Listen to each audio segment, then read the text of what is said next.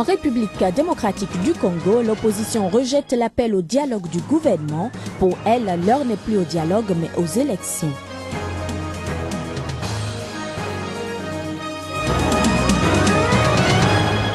Les jeunes burkinabés se sont rués vers les points d'enrôlement le 18 mai dernier. Leur objectif, obtenir leur carte d'électeur afin d'opérer le changement par les urnes.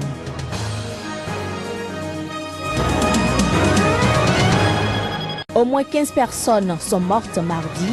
À la base, l'incendie d'un immeuble d'habitation à Bakou, la capitale de l'Azerbaïdjan.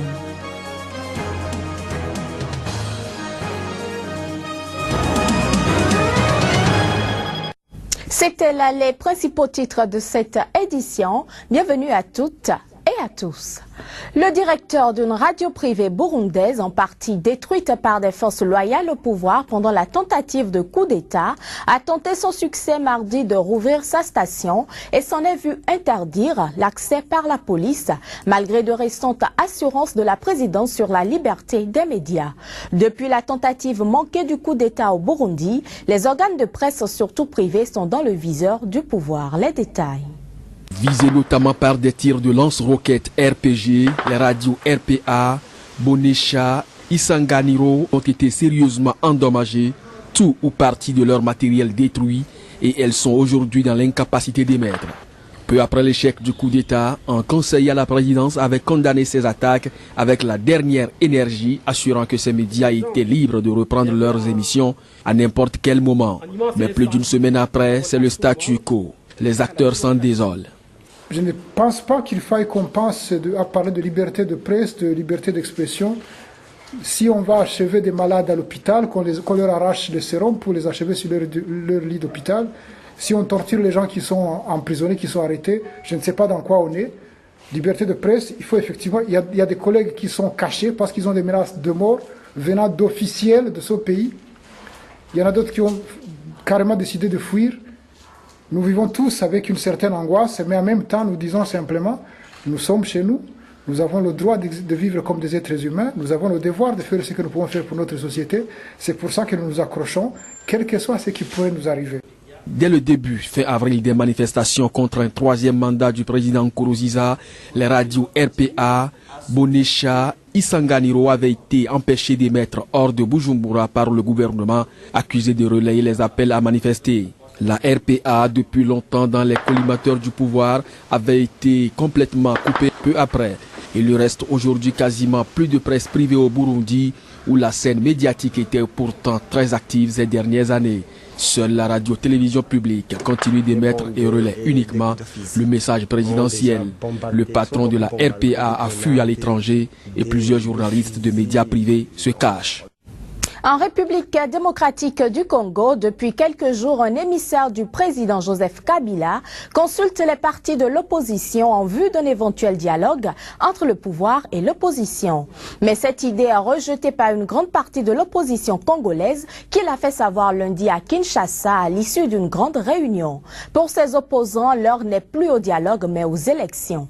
Les explications de Vital Kamere, président de l'UNC, principal parti d'opposition. Pour l'opposition politique, l'opportunité de ce dialogue maintenant ne se justifie pas.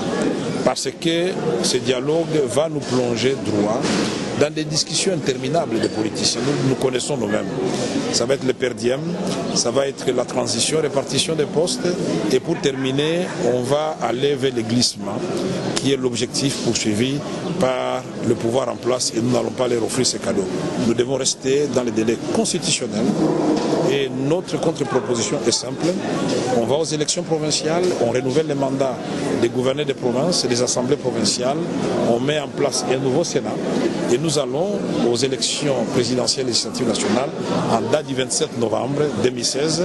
Et nous sommes d'accord avec la CENI pour cette date-là, parce qu'elle est constitutionnelle. Tout comme nous sommes d'accord avec la CENI pour la passation du pouvoir entre le président sortant et le président entrant en date du 20 décembre 2016. Nous n'accepterons pas un quelconque glissement. Donc le peuple congolais se tranquillise. L'opposition vient de dire clairement aujourd'hui que nous n'allons pas faire un dialogue pour aller dans un alisement qui va encore nous amener dans un glissement où les politiciens vont parler de leurs problèmes au lieu d'aborder les problèmes du peuple. Le peuple est prêt pour les élections et l'opposition est prête pour les élections. Allons-y.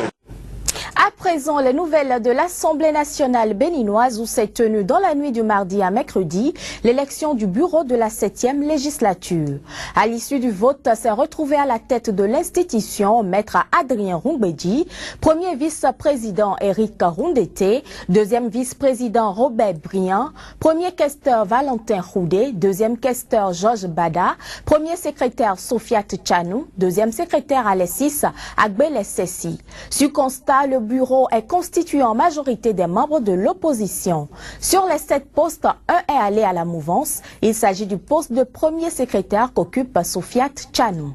Maître Adrien Roumbédi, rappelons, a été le tout premier président de l'Assemblée nationale béninoise de l'ère démocratique. Il retrouve donc ce poste 12 années après l'avoir quitté. Reste à élire dans les jours à venir les membres des commissions techniques ainsi que la désignation des présidents des groupes parlementaires. Direction le Burkina Faso où l'opération exceptionnelle d'enrôlement biométrique des électeurs se déroulait timidement depuis le lancement le 3 mars 2015. Lundi 18 mai 2015, dernier jour de l'opération, les populations, majoritairement les jeunes, se sont ruées vers les points d'enrôlement. Objectif, obtenir leur carte d'électeur pour opérer le changement par les urnes. Le constat dans ce reportage de notre correspondant Ouagadougou, Claude Ramba. Dans ce bureau de vote situé au quartier Goungé à Ouagadougou, le moins qu'on puisse dire, l'affluence était au rendez-vous ce lundi 18 mai, dernier jour de l'opération exceptionnelle d'enrôlement biométrique des électeurs. On peut dire que les jeunes ils sont prêts à s'enrôler parce que depuis maintenant on a remarqué que même le coupure là, les gens viennent toujours pour s'enrôler. En fait, de pouvoir choisir le président. Et depuis matin, on peut dire que non, je suis là il y a longtemps. Il y avait trop de monde. L'intérêt des populations pour cette campagne de délivrance des cartes d'électeurs ne s'est pourtant pas manifesté de la sorte depuis le début de cette opération exceptionnelle d'enrôlement biométrique le 3 mars. Et selon les derniers chiffres de la CENI, la Commission électorale nationale indépendante, moins de 500 000 nouvelles inscriptions ont été enregistrées sur le fichier électoral. D'où l'intensification des campagnes de sensibilisation ces derniers jours pour inciter les jeunes à leurs responsabilités. La majorité, ce qu'ils viennent pour faire, c'est franchement, c'est une chance très jeune. Surtout sur les 1994, c'est une ambition vraiment. Si je comprends bien, d'accord, parce qu'au niveau de l'insurrection populaire, ce sont les jeunes qui se sont mobilisés pour faire ça. Donc les jeunes, avec la sensibilisation, les jeunes ont compris que c'est bon de faire ça pour tenir leurs responsabilités au niveau de la nation. Le changement peut se faire dans les urnes. Et les jeunes, en votant seulement, ça peut se faire. La révision exceptionnelle du fichier électoral était une demande des partis politiques et de certains citoyens au lendemain de l'insurrection populaire. L'opération devrait permettre d'enrôler en plus près de 3,5 millions d'électeurs potentiels. Au moins 15 personnes ont péri mardi dans l'incendie d'un immeuble d'habitation à Bakou, la capitale de l'Azerbaïdjan. Des hélicoptères de secours ont été appelés en renfort et les pompiers ont réussi à éteindre l'immense brasier qui s'était déclaré dans un immeuble de 15 étages du centre-ville.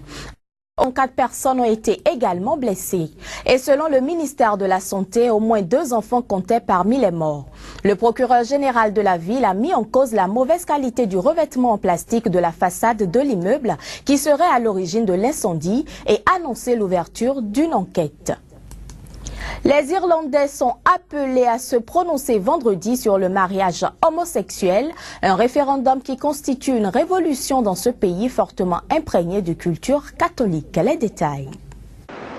À Dublin, tous les lampadaires se sont transformés en champs de bataille où s'affrontent pro- et anti-mariage homosexuel à quelques jours du référendum irlandais. Les défenseurs du non craignent qu'un changement de loi porte atteinte à l'image de la famille traditionnelle. Les plus progressistes considèrent que la communauté homosexuelle devrait bénéficier des mêmes droits que les autres.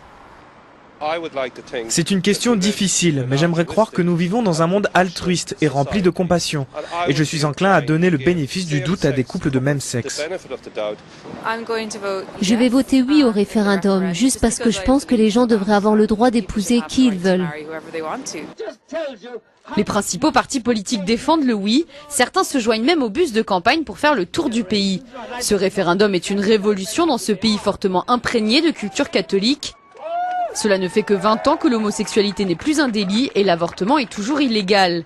Le camp du non affirme que ses propres partisans craignent souvent de parler tout haut, de peur de paraître homophobes. Je crois vraiment que nous devons continuer à endosser et soutenir la balance entre les sexes qui est inhérente à l'institution du mariage.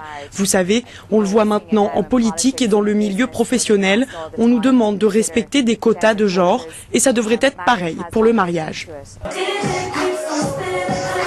Petite mais florissante, la scène gay de Dublin est loin de l'image historique du pays, une nation catholique conservatrice. L'Église catholique d'Irlande fait activement campagne pour le non, mais son influence a été sérieusement ébranlée par une série de scandales de pédophilie. L'Église catholique n'est plus aussi puissante qu'avant. Si vous regardez, dans les 30 dernières années, elle a perdu énormément de sa crédibilité, en particulier sa crédibilité sur les questions relatives à la sexualité.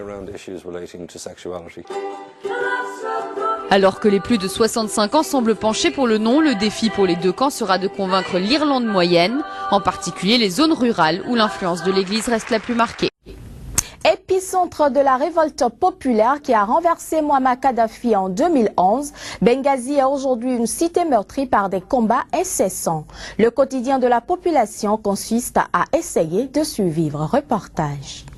Les combats ont tué plus de 1700 personnes et entraîné la fuite de milliers d'autres et la ville est toujours divisée. Tout juste un an après le lancement d'une opération visant à chasser de la deuxième ville de Libye les milices islamistes qui s'y sont installées dans la foulée de la révolution, Benghazi est une zone de guerre. L'offensive anti-islamiste, baptisée Opération Dignité, a été lancée à la mi-mai 2014 par le général Khalifa Haftar, loyal au gouvernement libyen, reconnu par la communauté internationale. Ces forces, composées de soldats, policiers et miliciens, contrôlent aujourd'hui l'essentiel de la ville, mais des poches urbaines, notamment dans le centre et le sud, leur échappent toujours. Dans l'est de la ville, les magasins sont ouverts, les restaurants servent des clients jusque tard dans la nuit, mais ailleurs, le bruit des armes automatiques est le lot quasi quotidien des habitants de quartiers en ruine.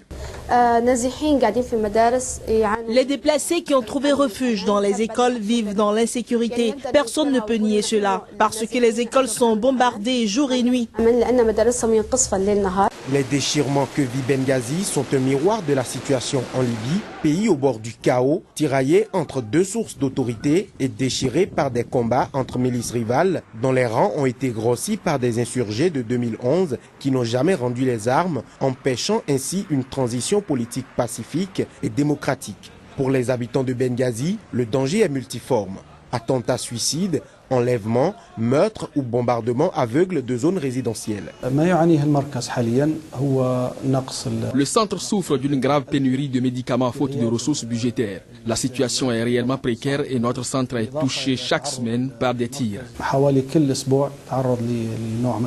Alors que l'émissaire de l'ONU, Bernardino León, prépare un 4e projet d'accord, après le rejet des 3 premiers, Khalifa Haftar a marqué l'anniversaire de son opération Dignité en promettant de poursuivre sa campagne militaire jusqu'à ce que toutes les villes de Libye soient libérées des terroristes en référence aux milices islamistes. Ce sera tout pour cette édition que j'ai eu le plaisir de vous présenter. Au revoir.